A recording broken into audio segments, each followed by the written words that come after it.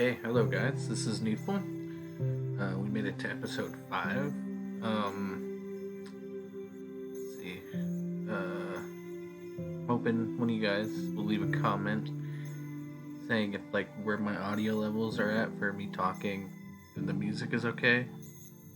I think it's decent for basically just having a God knows how old, and just the mic that came with that.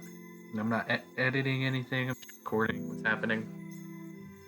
It's basically my first playthrough on this channel. See how that works out. Yeah. But, someone's nice enough to comment, scale 1 to 10. As long as it's anywhere above 5, 6, I'll be happy with it. Yeah, let's continue on with the game. Okay. Unlike earlier, however, this time around I am undoubtedly alone in the infirmary room. Without Raphael by my side, telling me to rest, I force myself to stand and walk over to the window. Peering out the window, I quickly realize that it is now night, close to it. Unknowingly, I've slept half the day away, and in doing so I've missed yet another class. Oh man, I lost consciousness at the start of one class and then slept through another. So, as far as who's gonna be mad at him, I think Draken's gonna be cool. What magic was that? I think Alicia is gonna be probably mad at him because she seems very serious, and I felt like she was seeing us as, I don't want to say a rival, but as someone to pay attention to, and to have us just flaunt magic. I don't think she'll particularly enjoy that one. Worst, the first 2 classes today weren't even proper lessons. The first one was even shortened thanks to the opening ceremony, which I also missed. But an unproductive first day. Regretfully, the opportunities that I've missed already, I turn away from the window and begin to stretch. Oh well, it's only my first day. It's not like I've missed anything important. As long as I attend classes dutifully, from now on, there shouldn't be any problem. I was going back looking through this, and some of my words every once in a while just don't show up. So it's you kind of get the gist of the full sentence, but sometimes a word or two just doesn't pop in. I can't really fix that though. We'll just have to see what happens with that. Along the way, however, I realized that I needn't bother. It's already nearing bedtime. Nobody's going to be in the classroom. Suppose it can't be helped. I've been asleep for half the day after all. Can't expect everyone else to alter their schedules to suit mine. But if I'm not going to class, where should I go? I'm far too well go to bed. I don't really want to go to my room. And given how dark it is outside, a stroll around the courtyard is probably not on the table. What would be a suitable venue for this time of the evening? Let's see. Library. I'm gonna meet Juro. Or the cafeteria, I would say Ray, but it is nighttime. Could talk to the third year some more. She seemed interesting. Let's go against my judgment and go cafeteria. The moment such a thought passes through my mind, my stomach begins to growl. I guess it is around dinner time. Here's hoping the cafeteria hasn't stopped serving food just yet. Making my way through the empty halls, I soon reach the cafeteria. The cafeteria itself is quite devoid of life, with most students either eating in their rooms or already satisfied. Unsurprisingly, however, a certain duo is once again present, still eating despite the late hour. I did not think we'd run into him. Feeling. But, yeah. Good evening, girls. Fancy seeing you here. Oh, hey, it's Sable. Good evening. What are you two doing here so late? Are you still waiting for your lunch to be served? Yes. Seriously? That's what you get for ordering something strange. You're the last person who should be saying that. At least tell me that you two went to class. It seems like every time we meet, it's right here in this cafeteria. Only because we keep meeting up during mealtime. The rest of the time we're studying diligently, right, Eth? Not really. Hey, you're supposed to back me up. You're honest to a fault, F. You know that? Anyway, I'm starving. What's on the menu? Oh, you gotta try the dragon's tongue. It's to die for. I can't. I think Draken would kill me. Yeah, I do get the feeling that many people perished while procuring that particular dish. No, wait a minute. Isn't dragon tongue a flower? Not the dragon's tongue they serve it. Not the dragon's tongue they serve in this cafeteria. Should have figured as much. Try dragon's tongue. It's to die for, not the dragon's. Oh, haha. Must mean a French kiss dragon. Either way, I was thinking of something a bit more normal. Not the dragon's tongue they serve in this cafeteria. Now, I can't know because he's like, oh, isn't that a flower? I don't know what she means because I don't even know if she's met Draken yet.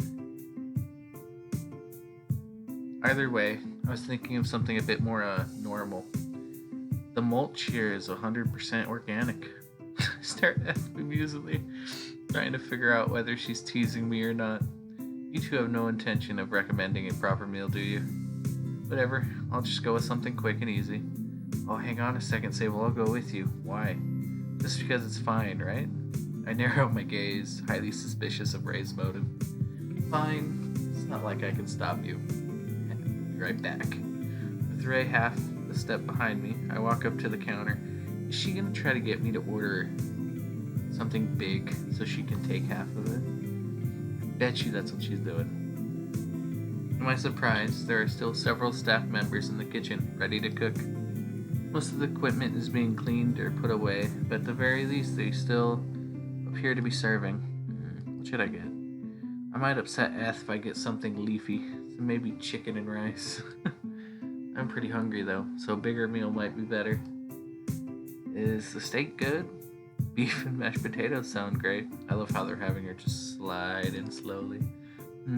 Alright, I've decided. Excuse me. Call out to the person manning the counter.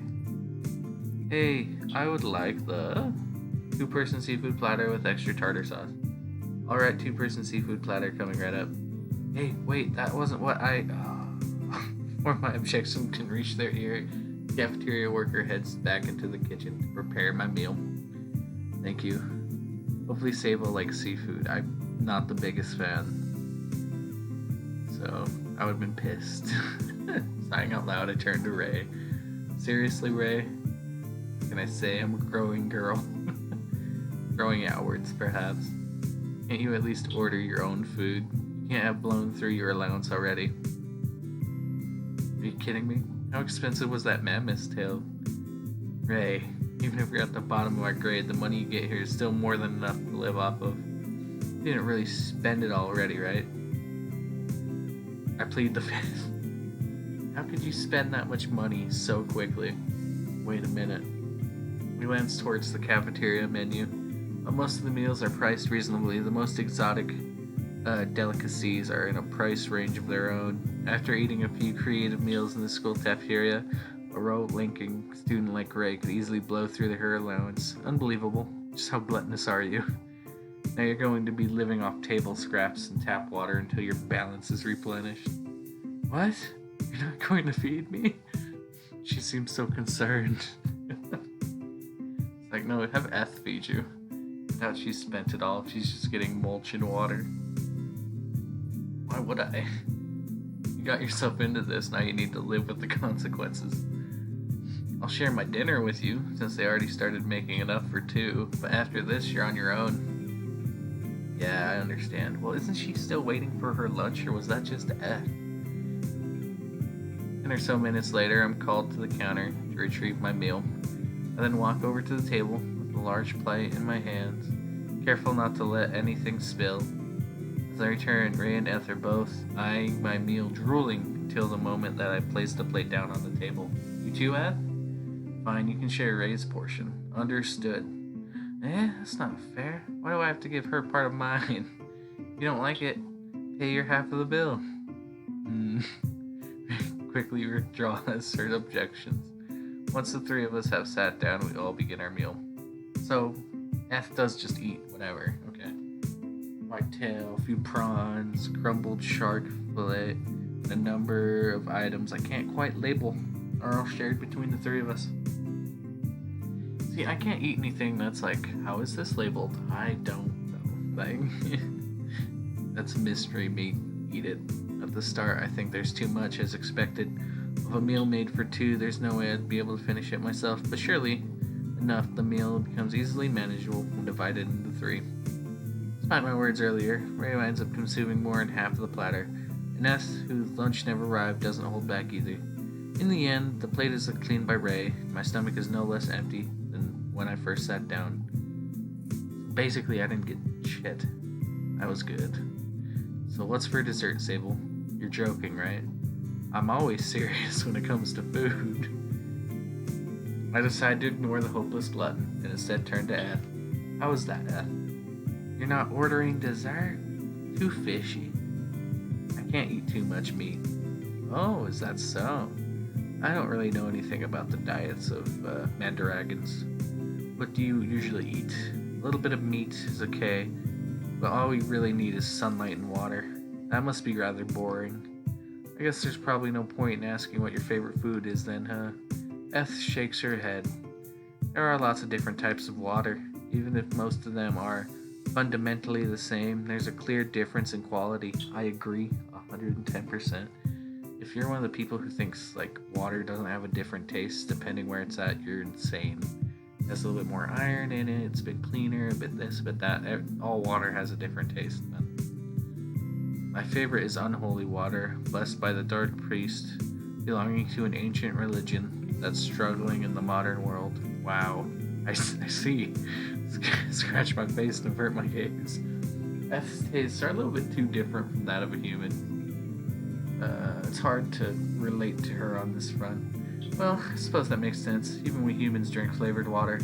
But wait, if you can't handle that much meat, does that mean you don't eat humans after all? I'm not accusing you or anything, it's just, I've heard stories and all. Eth shakes her head once again. That's a pro-dragon spread by logging companies. Propaganda, oh my god. I thought she was saying it was a different species of hers. The only humans we eat are the corpses that have returned to the soil. Oh, that makes sense. Sorry about that weird question. I just figured that since we were on the topic. It's fine. I'd rather have you ask directly than secretly think I do something like that. Smile warily at Eth's expression softens. While she isn't anywhere near as open as Dragon, it appears that Eth wants other people to understand her to a degree as well. Do all demi-humans struggle like this in order to be understood? And then get pissed off when you don't understand something. You just go off bias and everything. It's hard not to. I've only interacted with a few demi-humans, but it seems like they're all very willing to share or educate uninformed parties, such as myself. Of course, it's not hard to see why. The history of humans interacting with demi-humans has been jagged, to say the least, with most of our religions and mythologies even now decrypting them in the antagonistic manner. Wow, I can't believe I managed that. Being able to set the record straight and dispel the unfounded fears of humans is probably a perk that many of them are eager to take advantage of. It's a very mature outlook, Eth. Glad you feel that way. If I have any further questions about you, please continue to enlighten me in the future. Eth nods, with a smile on her face, not at all hesitant to tell me more about herself. Despite my choice of words, I already have other questions lined up, which I want to ask. I'm quite curious about the biology in particular. I'd love to inspect her body more closely. That is creepy. However, I'm aware that there are questions you simply cannot ask someone whom you only just met, and many of my remaining questions undoubtedly fall into that category. And she's also a chick, so you can't get a closer look at her body. So, for the time being, as much as it pains me, I still suppress my urge to ask. Stop staring at each other like that. I'm here too, Oh, you getting jealous, Ray? Really sick of being ignored, Ray finally pipes up. Come on, Sable. There are questions you want to ask me too, right? Aren't you curious? You want to know about me, don't you? Nope, not especially. What? What was that? Sorry, that was rude. Thank you for your offer, but I don't have any questions for you. Why not? You want to know about Eth, don't you? Yeah, but come on, Eth. Come on, Ray. Do I really need to say it? Eth is of course I have questions for. Compared to Ray, you're boring. Oh, did she say that? Compared to her, Ray, you're boring. Damn, Eth. What? No way. I'm boring? Hey, I wasn't gonna say that that far. That far. Ray is just uninteresting, weak, ordinary, completely useless. Ray, you're no more interesting than a regular human being. One thing special about you is your stomach. Eth, please. Is that really necessary? You're being awfully rude. Friends should be honest with one another. Jesus Christ. Nope, I think you've already passed the limit on what a friend should say. It's okay. Ray's more fun when she's mad. Watch. Shocked and angry, Ray trembles as she tries to contain herself. But being the emotional person that she is, Ray doesn't last long. Soon a devious smile appears on her face, and it's clear that she's planning to retaliate. Oh no, she's if they do this all the time, it'd be great because like if she's both of them have great fucking comebacks at each other. Hee hee. F. You say some funny things for a puny little plant, you know that? Ooh. But ultimately, that's all you are. Just a walking, talking plate of salad. As much as I hate salad. Oh,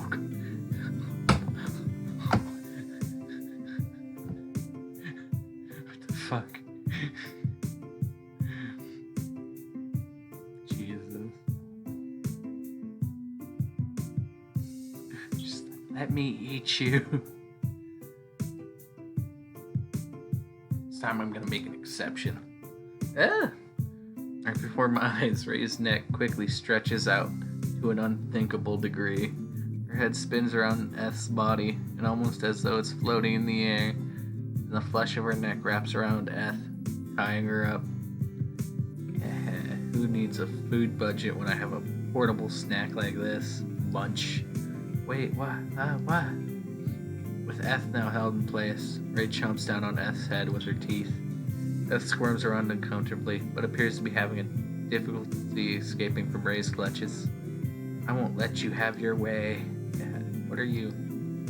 Unable to free herself, almost said elves.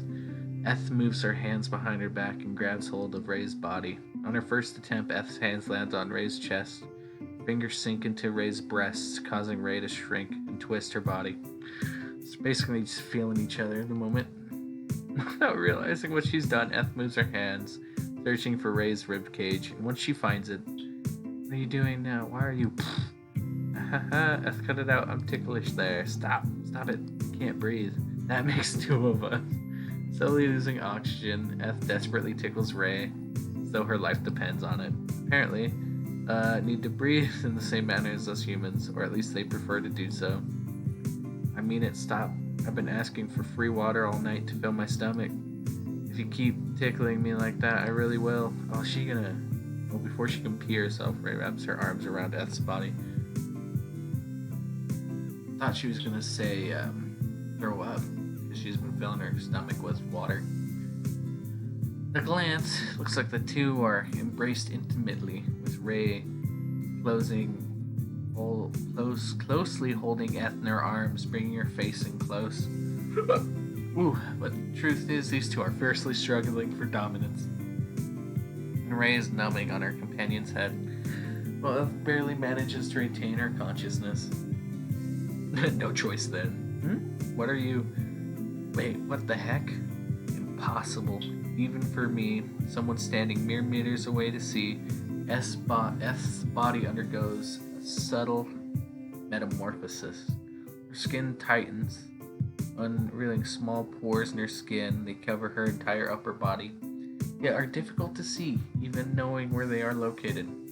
The moment these pores appear, Eth's expression turns into one of relief, and she's able to breathe with great ease. Furthermore, Ray is currently unsettled, making direct contact with these pores. Ray's body is being sucked towards Eth, forcing her to stay close. The predator has become the prey.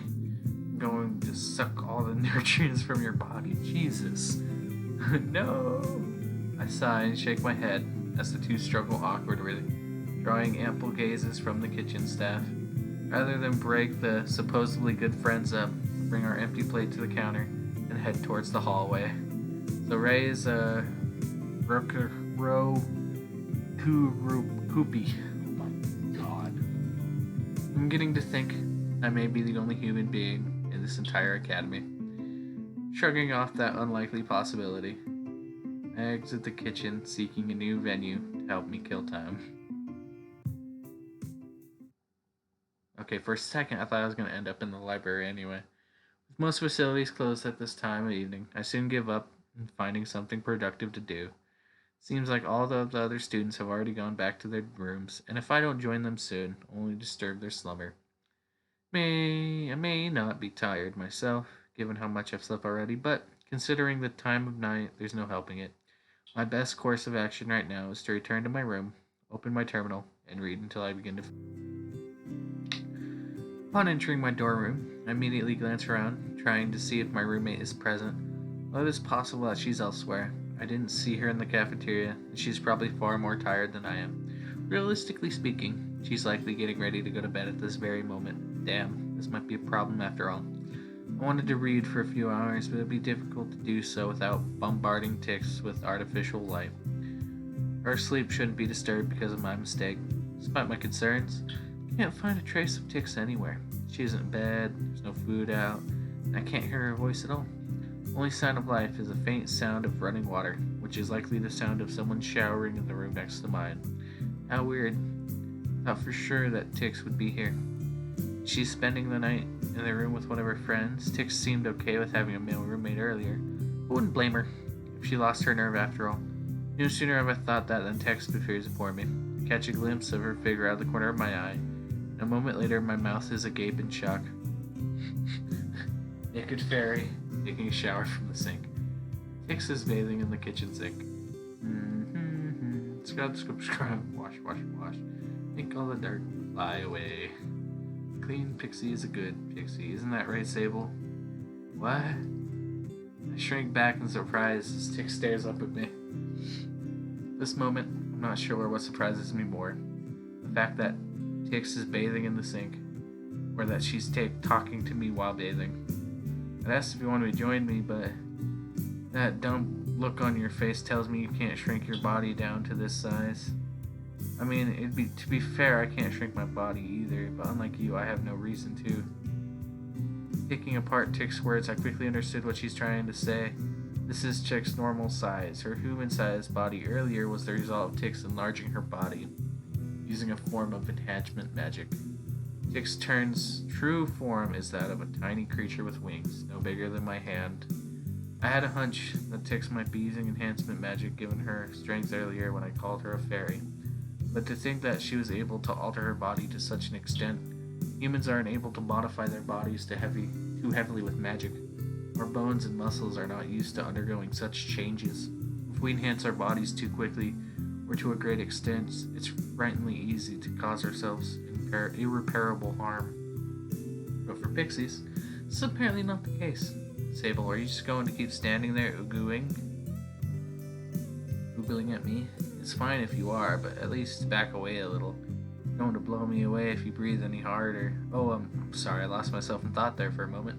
I'll leave you alone now. Sorry for disturbing you. You're going to leave? Dick's eyes and mouth open wide in surprise. Well, yeah, isn't it that natural? You're bathing. I don't want to get in your way. Dick's mouth closes, then wraps in a smile. You're not in the way. Sit down and talk to me. Let's chat for a while. While you're naked? Is that a problem?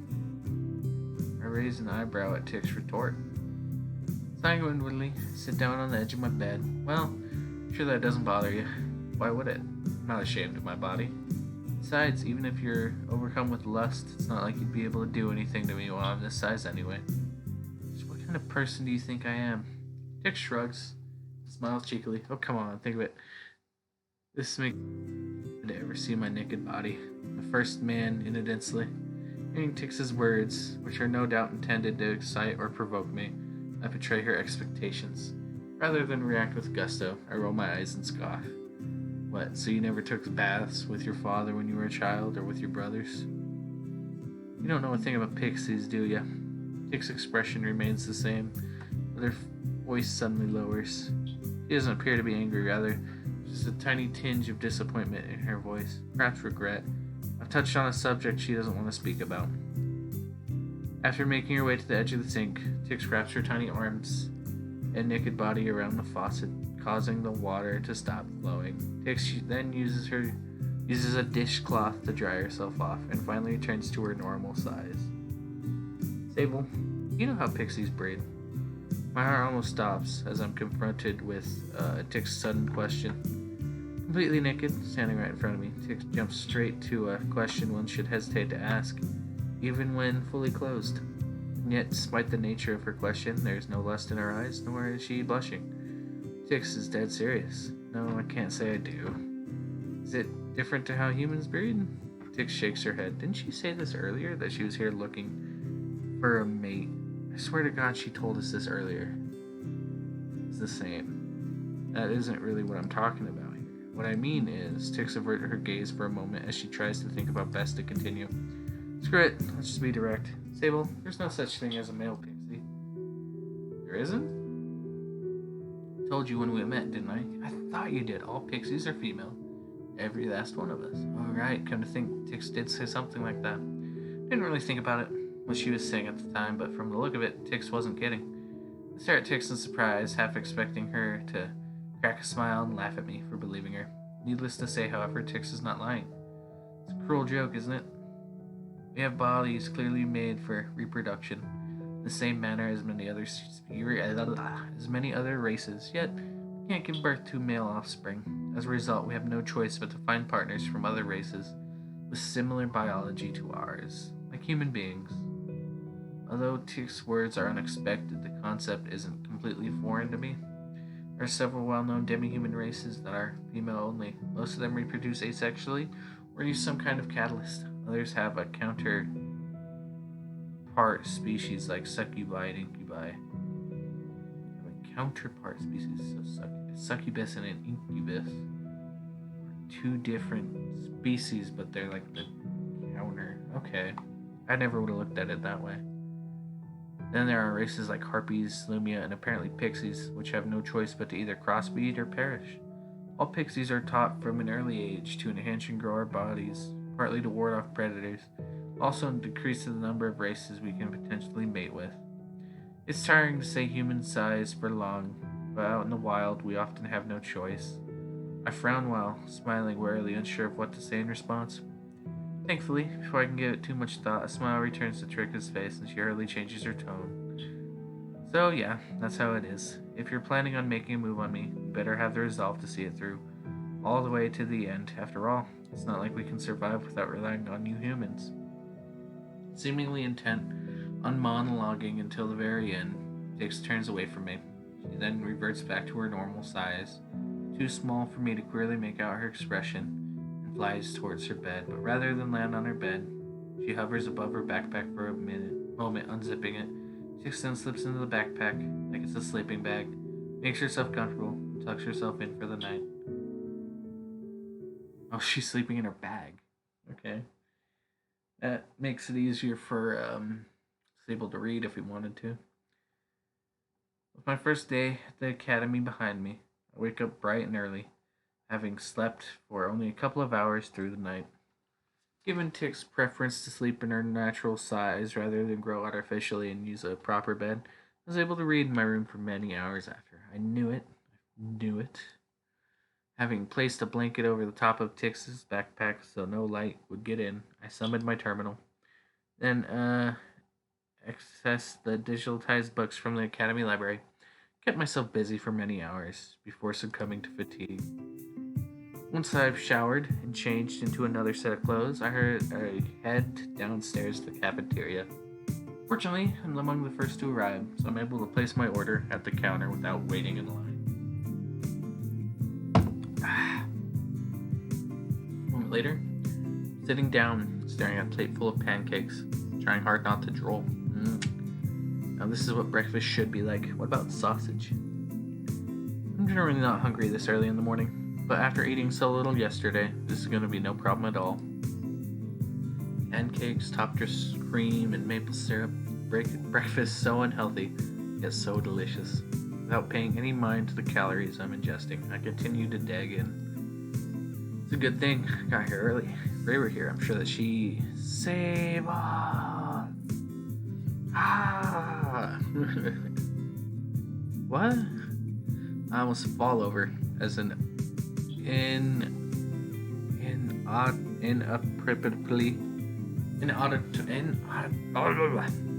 loud voice shouts at me from behind. Sable, I knew you'd be here.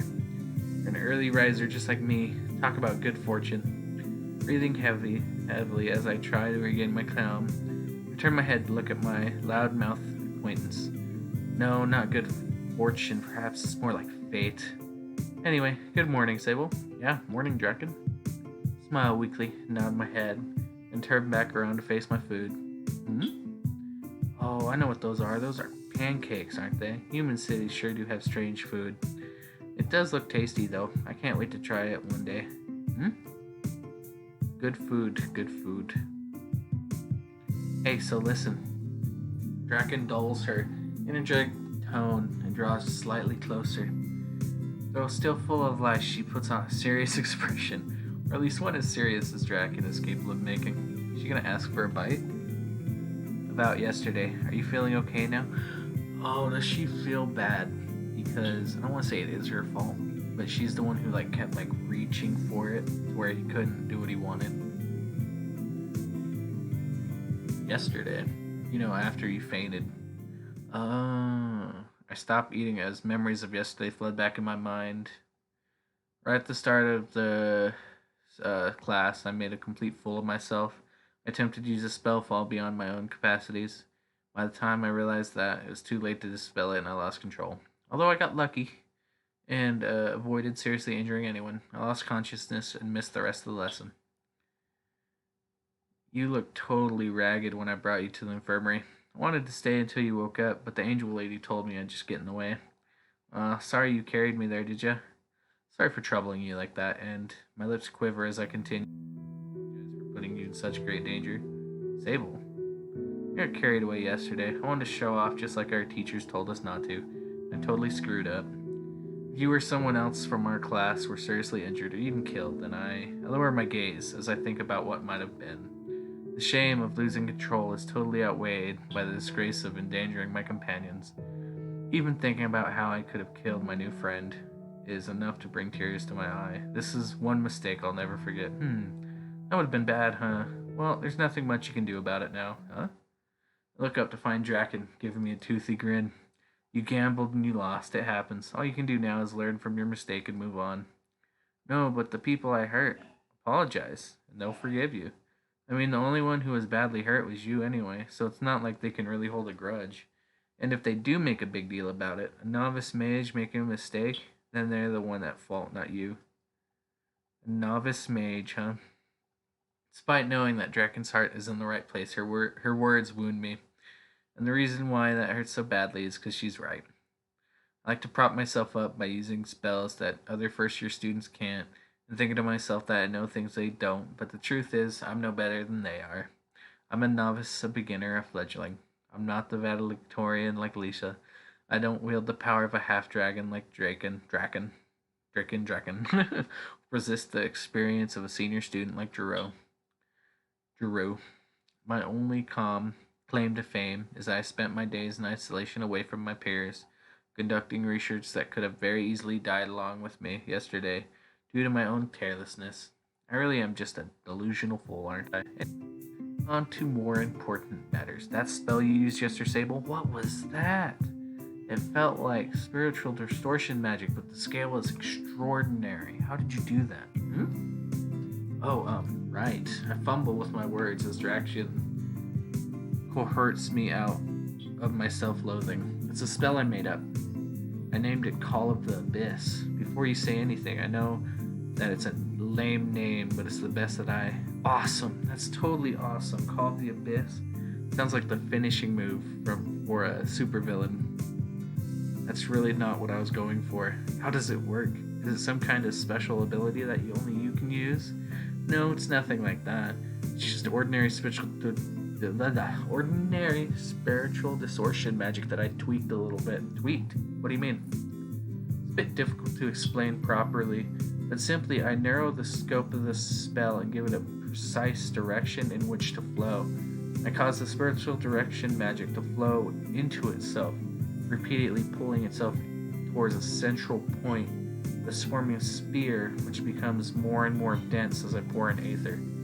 Once I'm happy with the density, I quickly change the direction, so instead of pulling itself inward to attain a spiritual shape, the full force of the ball of the magic is suddenly pushed in a single direction. Dude, the look on her face is like, what the fuck? And so you gotta remember that she's a dragon, so she was probably taught by her mom, and she knows whatever the fuck she did earlier, so this is probably like, wow. Here's my mouse. There you are.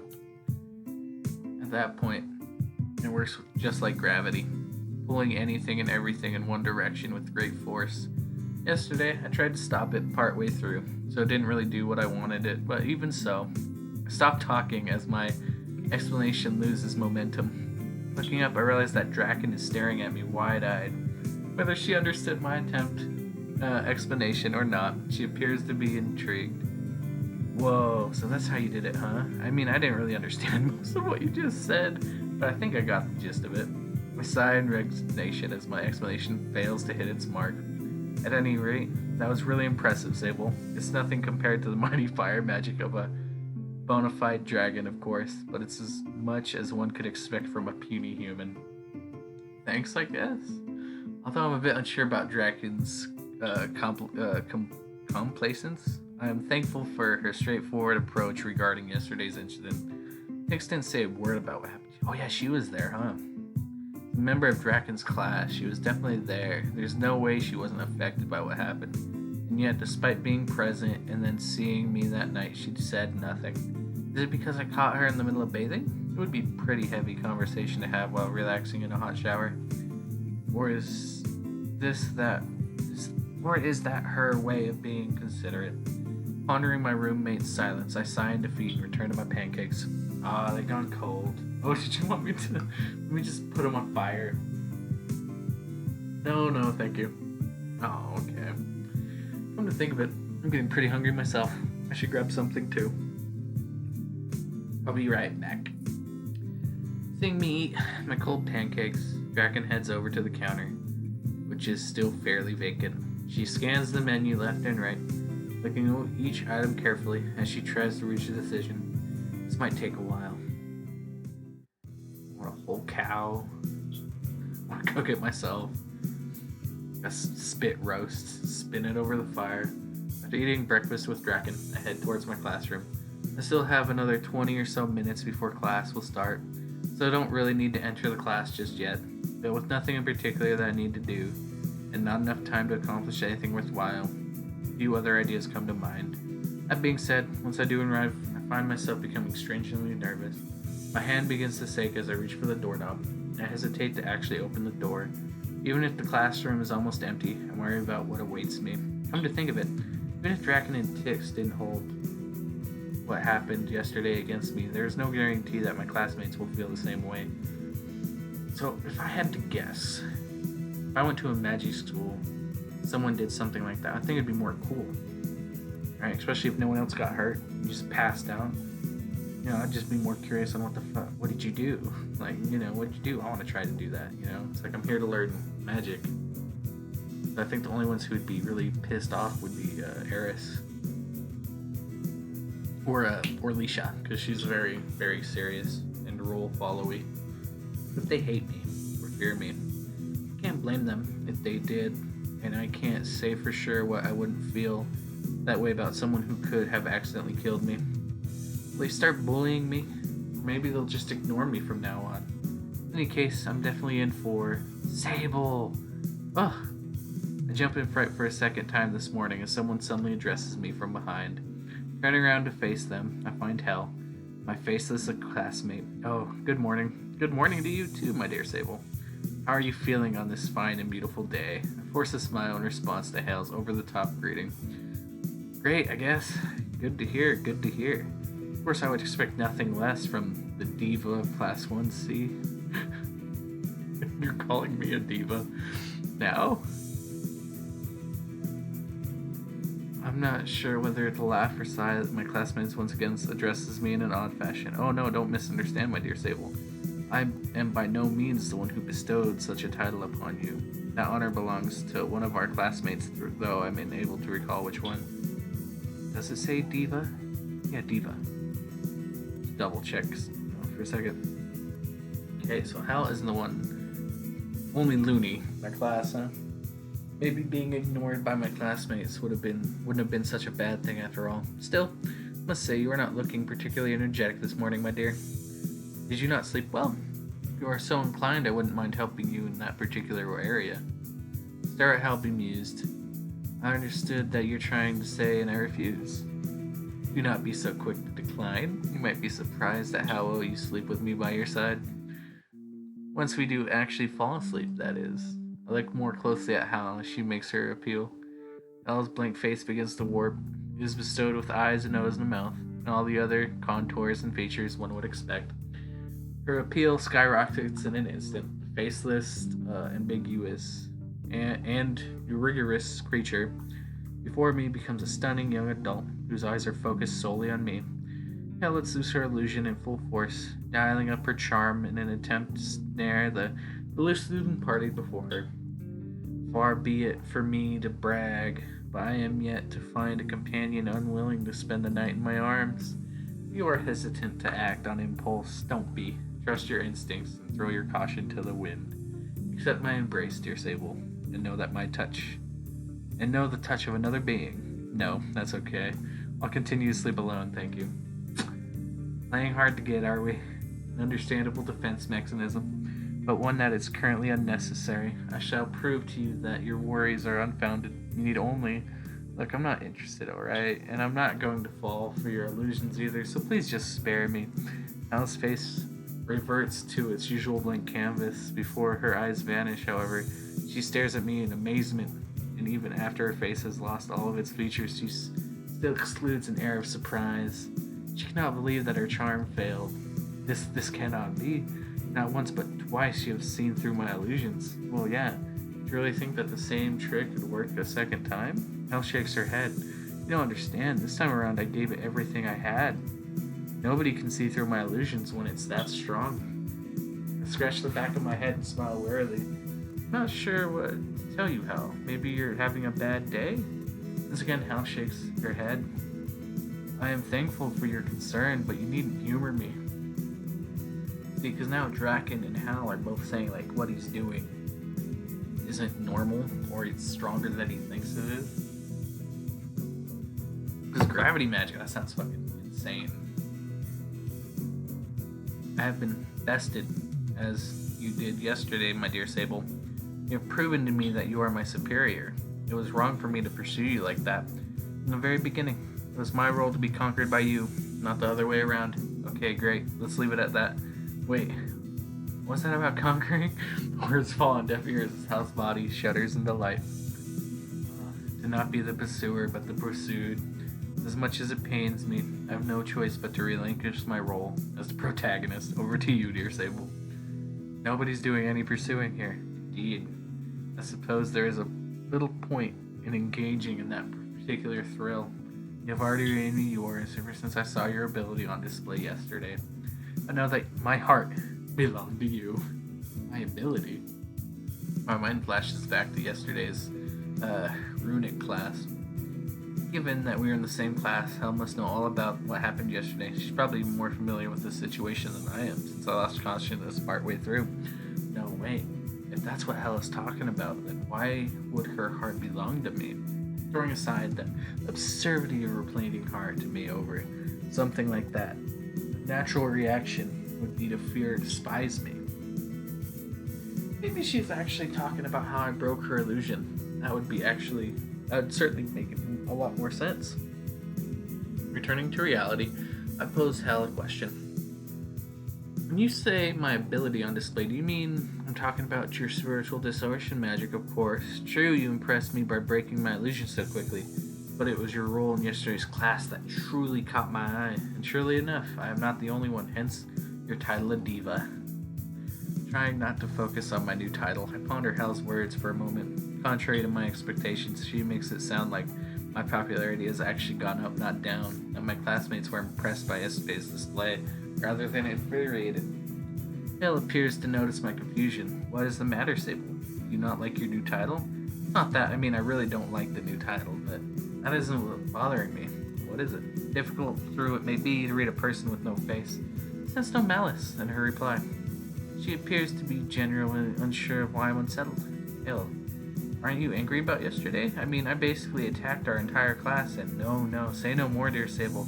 To call such a divine spectacle an attack does it no justice. In fact, it was an insult to those of us whom an awe was inspired. On your first day at the academy, you went against our teacher's clear instruction, showed off a large-scale spell which spread even beyond the courtyard. If that is not an action worthy of praise, then I do not know what is. Hold on a minute, it spread that far? I contained it to the courtyard. You are too impressive. For your own good, it seems. Now, having my spell expand beyond the expected parameters isn't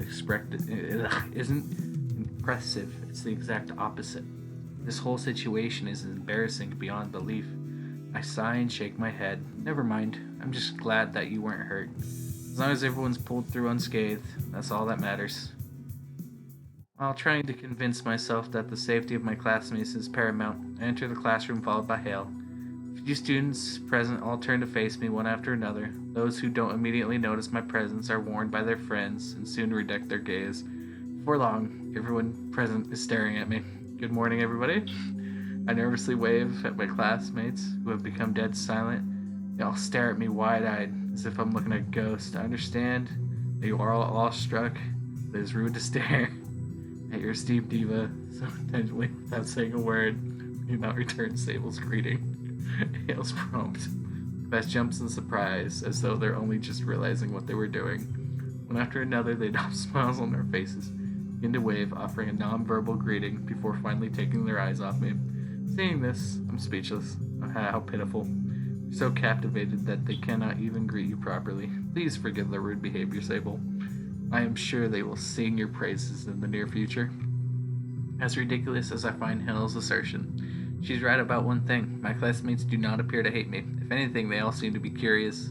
Yesterday's spectacle, no matter how dangerous or embarrassing it was, put me front and center. Gave everyone a chance to see my face, hear my name, and see for themselves a power many of them couldn't wield themselves. It may not have made me a diva despite Hell's proclaiming otherwise, but it did garner attention, and it helped me to make a powerful impression. The classroom slowly fills with students. The start of our lesson draws near. Most of my classmates glance around the room as they enter. They scan the classroom from my face, and upon making eye contact, most of them wave or smile. Just like the initial batch of students, none of them show me any malice. They're just willing to walk over to my desk and talk to me. They aren't willing. I was about to say if they're willing. That's crazy. But their curiosity is evident. Nevertheless, not one of them shows a sour expression. Is this what it is to be popular? Everyone knows who I am, even though I barely know any of them. They all recognize me and smile at me, yet they don't know the first thing about me. It's a bit unsettling to be stared at and talked about, but I can't say I dislike it. I just wish I'd made an impression by succeeding in my attempt rather than drawing in the gazes as a person who has attacked their entire class. Conflicted, I sigh out loud as I lower my torso into my desk. What everyone else finds interesting, I find embarrassing. And yet at the same time, I'm relieved that nobody hates me. I'm glad to have made such an impression. Only time will tell. My vanity will overpower my pride. Oh, if it isn't the bad boy himself. Hello there, nefarious one. I tilt my head upward and raise an eyebrow. Its familiar voice reaches my ear. What was that odd nickname? There are not nicknames, fool. They are titles you have now been branded with. I intend to use them in a slanderous manner, but I suppose one such as yourself might wear those titles with pride. One such as myself? What are you talking about? No, before that, why would you intend to slander me? What did I do to you? He narrows her gaze and stares at me, clearly bemused. Not just me. It's what you did to this entire class. Common sense finally catches up with me. After being praised for my deeds yesterday and told that they were nothing to be ashamed of, I'd begun to think that I was the only one who viewed them in a negative light. However, it seems that Leisha, the valedictorian of my grade, is of a similar opinion to my own. To be perfectly blunt, I am disappointed in you, Sable. I had thought you'd be a talented yet reserved individual who adhered to the rules and took pride in their work. But as it turns out, you're little more than a show-off who doesn't know their own limits. Leisha's words sting, not because of her hostility in her voice or the notions that she has raised, but because I agree with you. Leisha, I know that I don't bother. I am not the one to whom you must answer. Leisha cuts me off, but surprisingly, rather than betraying anger, her voice is serious and unwavering. There is no emotion in her voice. She utters the words as though reading from a script. You will pay for your actions, as dictated by the proper authorities. Please leave immediately. You have been summoned to the principal's office. Oh, great. Please leave immediately. You've been summoned to the principal's office. Let's see. 50. Now let's just go through this and end it after what we hear from the principal. Following a map of the academy on my terminal, I make my way towards the principal's office. With my hands shaking and my face no doubt contorted in shame, I make a conscious decision to ascend to the level on which the fourth-year classrooms reside. Oh my god. Not because it's quicker, but because there are almost no fourth-year students. And of the few students who have made it that far, I'm not acquainted with a single one of them. Right now, I don't want to be seen, not by my classmates, not by my acquaintances, not by anybody. I just want to be alone. Unfortunately, I have been summoned to the principal's office. I have no intention of digging myself into an even deeper hole by keeping him waiting. I must face the music, no matter how scared I am. I need to report in and to answer for my actions. So troubled through I may be, I slowly walk down the empty hallway alone. I breathe slowly and deeply. I calm my mind as much as I can. I tell myself all kinds of lies about what is to happen, trying to assure myself that everything will be alright. Before I know it, I have arrived. Excuse me? I find the door to the principal's office already open. Putting my head inside, glance around the room and call out weakly, Oh, so there is someone here.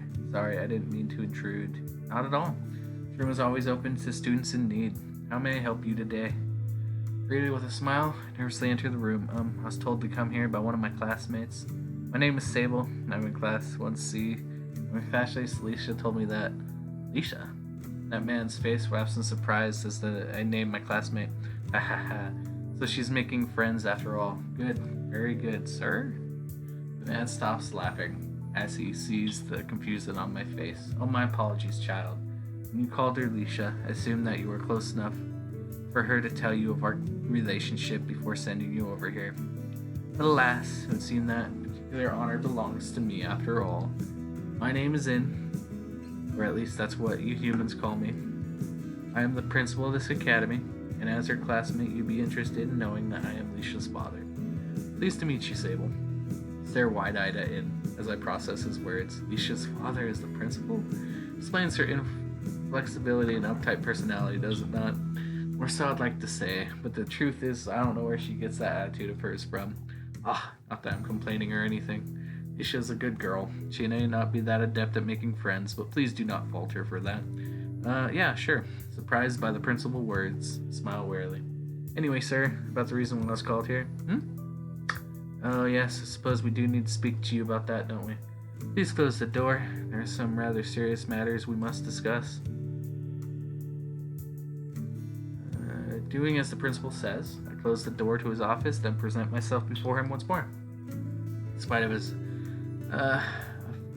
available personality and warm greeting, it adopts a rather serious expression as the reason of my summons comes to mind. Taking his time and slowly mulls over the matter at hand. After thinking in silence for a while, his eyes open wide as he spots me, as though he's only just remembering that I'm present. After coughing in embarrassment a couple times, the principal fixes his gaze on my face and addresses me promptly. Now then, what to do with you? Your credit. It's clear that you didn't mean any harm. What I heard, when your spell did get out of control, you took all the damage onto yourself in order to spare your classmates. On the other hand, you deliberately disobeyed your teacher. You allowed your pride to influence your actions, and as a result, you put your classmates in danger. Given the circumstances, please understand that I cannot simply let you off with a warning. Even if you are a new student, I bow my head. I have already prepared myself for the worst case scenario. I won't hold the principal's decision against him. Seeing this, there's a nail on my face. The principal appears to comprehend my thoughts. So you made peace with the fact that expulsion is on the table, have you? True. Wouldn't be unheard of a student to be expelled in this kind of situation. We tolerate a lot of this academy, seeing as how most of our students are teenagers, yet to understand their own powers. But when it comes to the safety of other students, we cannot afford such leniency. The principal walks over to the cabinet, then pulls out an orange band, closes the cabinet, and returns to my side. Here. And places the orange band around my left wrist. My arm starts to feel weak as the bangle touches my skin. Weakness quickly spreads to the rest of my body. I soon feel as though my energy has been sucked out. What? The aether stored within my body has been almost depleted. This bangle is a magical artifact made of fossilized tree resin from a magical oak tree in my village. It has the effect of... Whoa, hang on a second. You're telling me that this is a magical artifact? Interrupt the principal as I gaze at the supposed magical artifact in surprise, somewhat skeptical of what he has just told me. This cannot really be a magical artifact, can it? I mean, I figured that I might see one at some point during my stay at this academy. I never dreamed that I'd touch one on my second day here. Magical artifacts are ancient items, which are said to possess great power. They can be wielded by anyone, whether they're a mage or not, and they require no known fuel or other stimulus. No human being alive knows how they are made, and there seems to be very few of them around, so they are always in high demand. Furthermore, they are often misidentified in many classes. Supposed magical artifacts turn out to be magically imbued items or plain old magic tools. It's an easy mistake to make, but considering how rare and valuable magical artifacts are, it's not a mistake which could cost a collector dearly. Magic imbued objects appear natural in aether dense areas. Their powers are limited and they become worthless when removed from their ideal environment. Magical tools are man-made items. They facilitate the casting of particular spells, yes, they possess no power of their own. Compared to those common reproducible objects with limited usefulness, magical artifacts are infinity more valuable. Infinitely. Needless to say, such a treasure would ordinarily be far beyond the reach of a mere student like me. Amazing. I've never seen a real magical artifact before. Oh, you'll be doing more than simply looking at it, though I suspect you won't be too pleased by it. It's an artifact which absorbs aether at a phenomenal rate.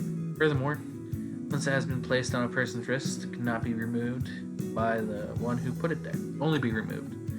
And removes his hand from the bangle, causing it to fall limp on my wrist. The bangle immediately shrinks, making it difficult to remove through typical means. Moreover, worryingly, it begins to float around my wrist, locking onto my aether signature. I've become its host, or rather its victim. Your punishment for yesterday's mishap is to wear this bangle until I decide otherwise. Needless to say, Lisa, your teachers, and your other classmates will all be keeping an eye on you. Will be their testimonies that ultimately decide whether or not that bangle is removed.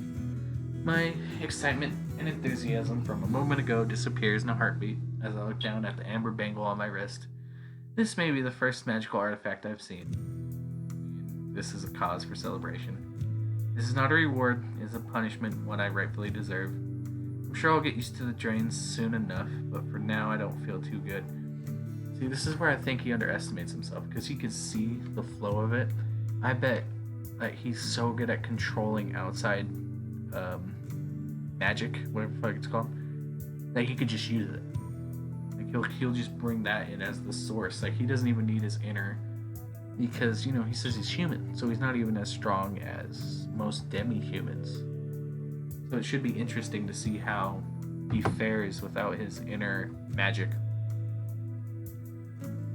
It's like all of the strength is rapidly leaving my body. Forget about using spiritual dimension magic. Right now I can barely even clench my fist. Wow, he can barely even move. Coming to terms with my situation a tad later than I should have, cast my gaze towards the floor. That being said, if you decide you'd rather quit this academy than live here with that trinket on your wrist, I accept your resignation. No, I'm not going to quit. I'll accept this punishment. I raise my head and look in the eye. If this is the price I must pay for my actions, then so be it. I'm glad to hear that. This incident had me wondering what kind of person you were. I suppose if you were able to become friends with Leisha, you must be an upstanding youth after all. I look forward to hearing good things about you from now on, Sable. And walks over to the closed door and begins to open it. Wait, one question if I might. Yes? Turns around as I think about how to word my question. I know this may seem like a trivial concern considering what's at stake here, but my aether is constantly being sucked dry. How will I participate in practical lessons? How will my grades to plummet because of this? Your grades. You're worried about your grades at a time like this. Oh dear. No wonder you get along with my daughter. The principal laughs out loud as I voice my concern. I know it's hardly the most pressing issue here, and I really shouldn't be pushing my luck given that my punishment is so tame, but even so. Relax, child. Your concern is completely reasonable and justified. Ooh, where's the sword? Your situation will be taken into consideration when you are graded. Thank you, sir. Bow my head and silently move towards the door. Oh, and one more thing, Sable. Yes, sir? I turn around to find the principal staring at me intently. Tell Lisa that her daddy loves her. That this is the second part of your punishment. Yes, sir. Confused and dumbfounded, yet ultimately more relieved than I had been, I walked into the principal's office. I leave with more questions than I had when I entered. After returning to my classroom, I failed to take notice of the lesson at hand. Instead, I spent the entire time trying to hide the bangle on my wrist, wondering how my life will be impacted henceforth. As someone who takes pride in their ability to use advanced and obscure forms of magic, this bangle is quite possibly the second worst punishment I could have been given, topped only by expulsion. Though that may sound overly dramatic, I believe it may be the truth. After all, what is a Magic Academy student who can barely use magic? I was already at a disadvantage to begin with. As one of the few humans attending this academy, now I've been dragged straight down to the bottom. If I were in a higher grade or taking an advanced combat class, this bangle could literally be the death of me. From a student's third year onward, participating in hunts becomes mandatory. Whether a student is a fighter, a healer, or even a mere researcher, they are forced out into the field, thrown headfirst into life or death combat. The academy does this for a variety of reasons, the most prominent for which being that gives demi-human students the opportunity to show regular human beings that they are on the same side. Also a good way to take care of dangerous creatures such as magical beasts or criminal demi-humans. In a sense, we're responsible for protecting human society from non-human threats. So basically become the police. Like, say more like adventurers, bounty hunters. You take on tasks for this, yada yada yada. That's interesting. Of course, there are some who view hunts as barbaric or traitorous.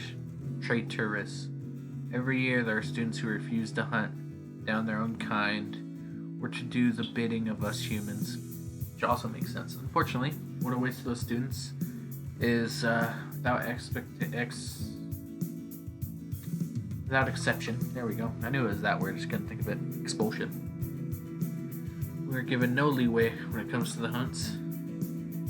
Not on who we go with, what we're hunting, or the conditions of the hunt itself. It is a lot of more students to take every year. There are many who perish or wind up getting expelled, and yet year after year the hunts continue. They are a necessary evil as far as the pulling our strings are concerned. That's all there is to it. Perhaps I should leave the academy after my second year. I'm sure the bangle will be moved long before then, but even so, the thought of hunting down demi-humans doesn't sit right with me. I want to be a researcher, not a mercenary. I truly crave death and destruction. I wouldn't spend so much time worrying about whether to share my research. Have my research weaponized or to stand on the front lines myself.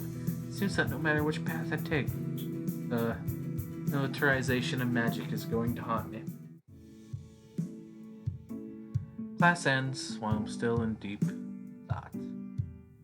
I'm going to end it there as my first video to go over an hour. I hope to see you guys in the next episode.